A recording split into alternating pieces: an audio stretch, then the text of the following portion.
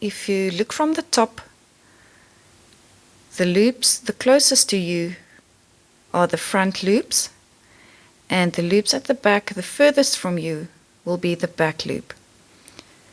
So for the front loop double crochet, we will work underneath the front loop only, and not underneath both loops like a normal double crochet. So we will yarn over, and we will work in this stitch.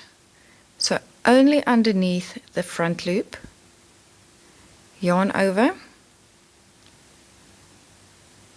and pull it through 2 loops, yarn over again, pull through the remaining 2 loops.